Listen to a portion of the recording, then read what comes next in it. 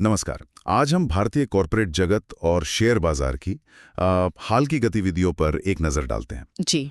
हमारे पास ये पहली तिमाही के नतीजे हैं, कुछ कंपनियों की बड़ी घोषणाएं भी हैं और बाजार ने कैसे रिएक्ट किया वो भी देखेंगे। हाँ, कोशिश यही रहेगी कि इन सब जानकारियों से मतलब कुछ खास रुझान निकालें और समझें कि हो क्या रहा है। बिल्कुल।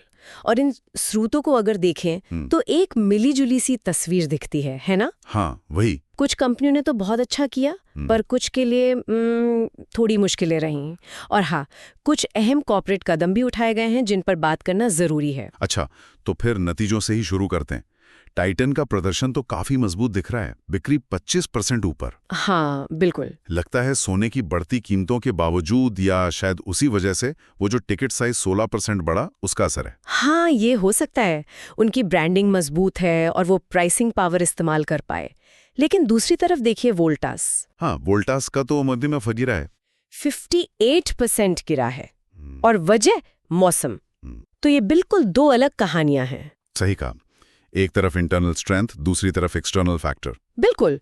ये दिखाता है कि कंपनियां कैसे अलग अलग चीजों से प्रभावित होती हैं। टाइटन ने अपनी ब्रांड वैल्यू भुनाई, पर वोल्टास मौसम पर ज्यादा निर्भर निकली। और इसी बीच एसबीआई का रिजल्ट भी आया है। हाँ, वो भी काफी तगड़ा है। करीब 19,160 करोड़ का नेट प्रॉफिट।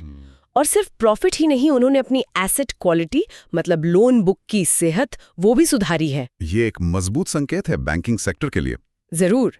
पर एक और दिलचस्प नतीजा है मेगासॉफ्ट का 13,643 करोड़ का प्रॉफिट। अरे वाह, ये कैसे? हाँ, लेकिन यहाँ ध्यान देने वाली बात है, ये पैसा उनके रोज के बिजनेस से नहीं आया है। अच्छा, तो फिर? ये उन्होंने कोई संपत्ति बेची है उससे आया है। तो आंकड़ा बड़ा है, पर ये ऑपरेशनल प्रॉफिट नहीं है, इसे अलग से देखना होगा। सही कहा। मतलब सिर्फ हेडलाइन नंबर से पूरी कहानी पता नहीं चलती। बिल्कुल नहीं। अच्छा, अब इन नतीजों के अलावा कंपनियां क्या बड़े कदम उठा रही हैं?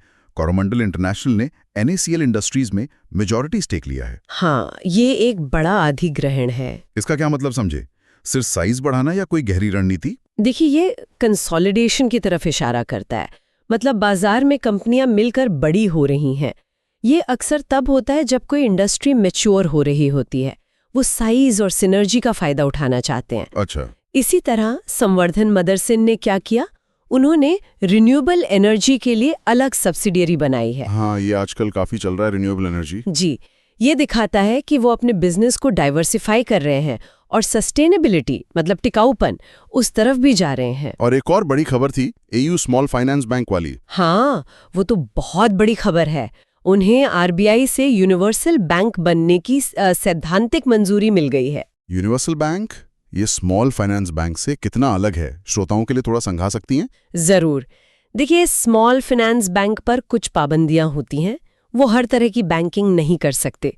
यूनिवर्सल बैंक बनने का मतलब है कि AU बैंक अब उन पाबंदियों से बाहर निकलकर एक बड़े बैंक की तरह सभी तरह की बैंकिंग सर्विसेज दे पाएगा। ओह, तो ये उनके लिए एक बड़ा लीप है। बहुत बड़ा। और ये 2014 के बाद पहली बार हुआ है कि किसी बैंक को ये अपग्रेड मिला है।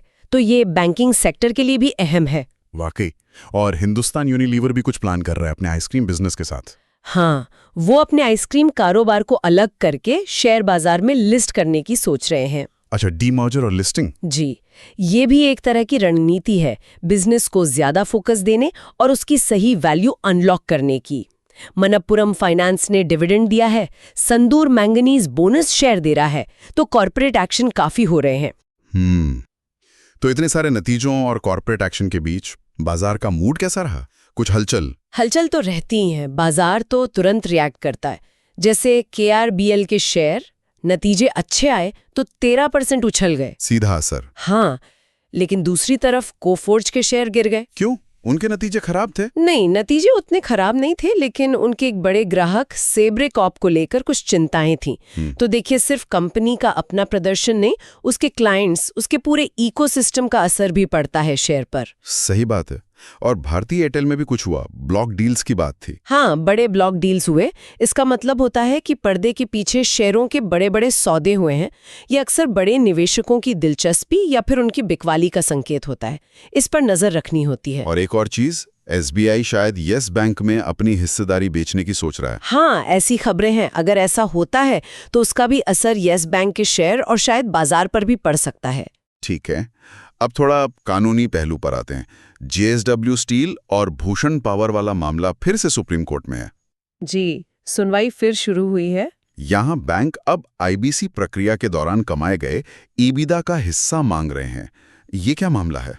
देखिए, EBDA मतलब ब्याज, टैक्स, डेप्रिसिएशन वगैरह चुकाने से पहले का कंपनी का ऑपरेशनल मुनाफा। हाँ, बैंक कह रहे हैं कि जब कंपनी दिवालिया प्रक्रिया IBC में थी, उस दौरान भी उसने जो ऑपरेशनल मुनाफा कमाया, उस पर भी लेनदारों का यानी बैंकों का हक होना चाहिए। अच्छा, ये तो दिवालिया कानून की व्याख्या से जुड़ा पेचीदा मामला लग रहा है। है ही।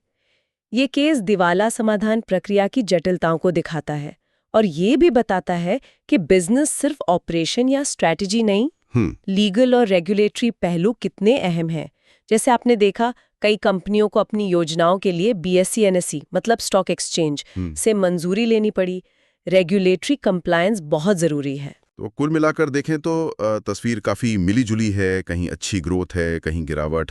कंपनियां रणनीतिक तौर पर काफ़ी सक्रिय हैं, अधिग्रहण, नए बिजनेस, पुनर्गठन। हाँ, और बाजार इन सब पर अपनी प्रतिक्रिया दे रहा है। एक तरह से ये सब संतुलन साधने की कोशिश कर रहे हैं। हाँ, बिल्कुल।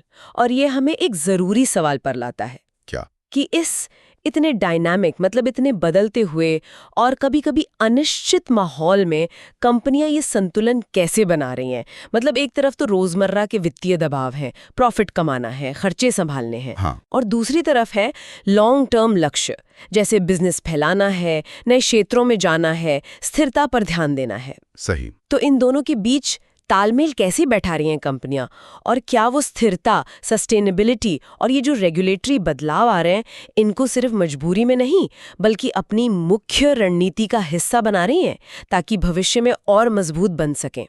इस पर सोचना वाकई दिलचस्प होगा।